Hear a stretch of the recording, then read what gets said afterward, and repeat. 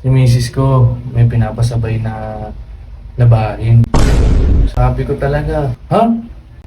Ayoko. Sabay dahil sa pin, sa kumot.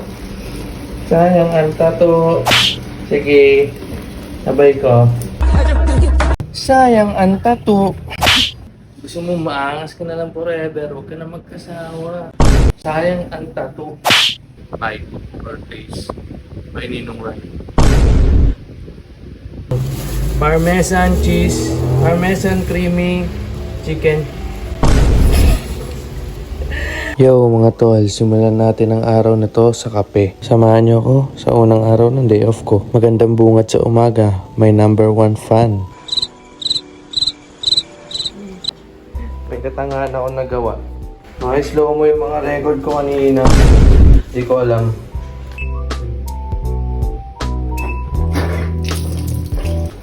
Sayang ang tato.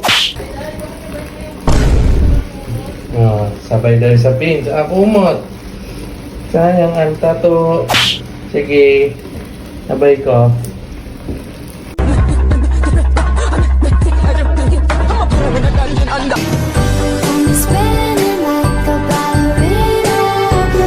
Ligo na tayo. Upo, ligo na tayo. Tara na. Ayun na, sis. Tara na. Hawak ka kay daddy.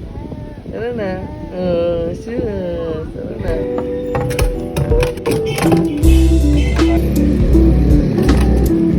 Letters nga, naawakan mo ng apat eh. Ito pa kaya? Thank you.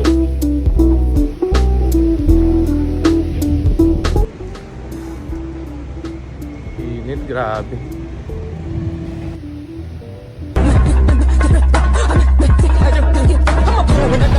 Tingnan nyo mga tol kung gaano kasimple yung misis ko. Liligyan ko lang yan. Okay na. Tingin ko okay na. Favorite niya to eh. Ayan, no. Diba? This is what you call pangat. Pangatlong init. Una, ang gagawin mo para maging pangat yan, magtas mo lutuin, pala maging mumuna. Kasi pag nilagay mo agad sa ref yan, masisira yan ng mainit. Pangalawa, syempre ilagay mo sa ref. Tapos pagkakain na kayo ulit, kunwari gabi mo niluto yan, pagkakain na kayo ulit ng umaga, kunin mo, initin mo, then tanghali, pangatlong init. So this is what you call pangat kasi pangatlong init.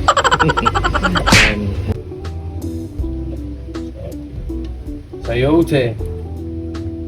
Ano siya? Siyempre may malunggay yan, malunggay leaves. The perfect bite or taste. May ninong right.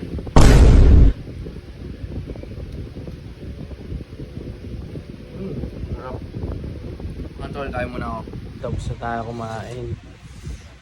Busog na naman. Ang next natin gagawin ay magwalis at maglinis dito sa sala. Sayang ang tattoo. Kung nasawa ka na, yung tattoo mo, wala. Tattoo mo, marami kang tattoo.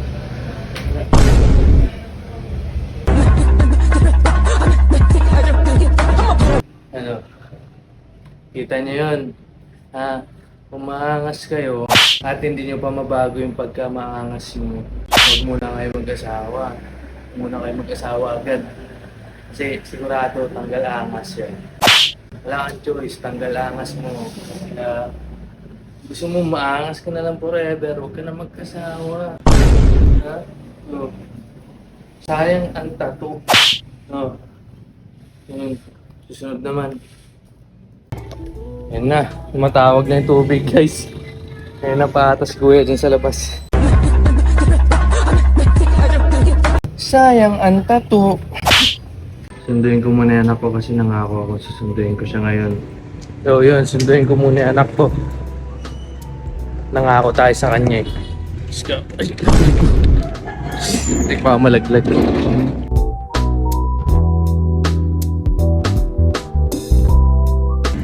Yo, ito malapit na tayo sa school ng anak ko.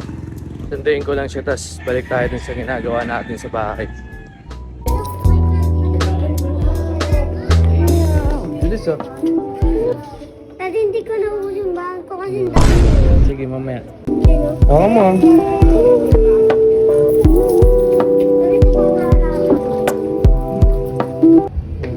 Nak, yung pinto, nak. Akit na. Akit na.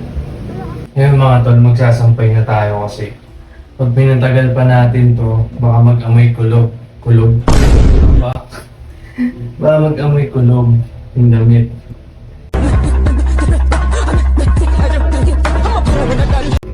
Short story nga pala mga tol. Kanina naalala ko kasi yung misis ko may pinapasabay na labahin. Sabi ko talaga, ha? Ayoko. Ba't kayo sasabay yan? Ayoko. Tapos tumingin sa akin ng gano'n, no? Sabi ko pa rin talaga, ayoko.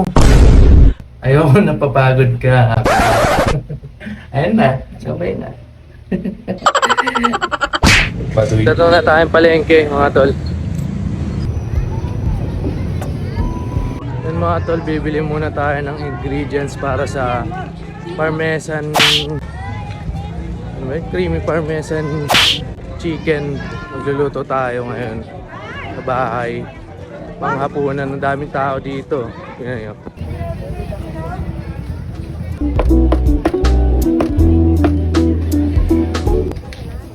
Uy, sumabot ka. Dito naman tayo sa sa Pure Gold. Mamimili tayo ng parmesan cheese saka dried parsley.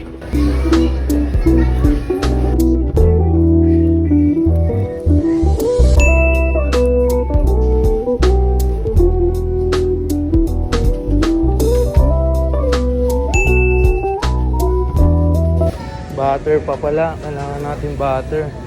Pinaka-importante sa lahat. Butter ba yun?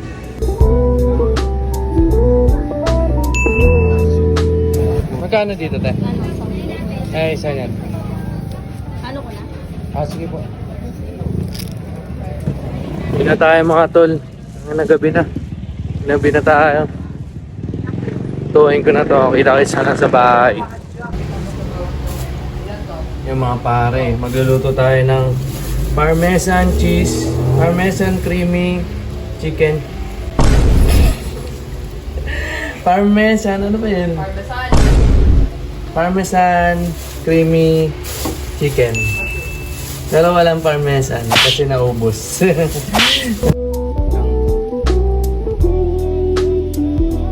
Grabe, chef na chef yung datingan, no? Doon na nagtatapos at doon na rin nagtatapos ang araw ni Asla Mark. Sige na, nak. Bye guys.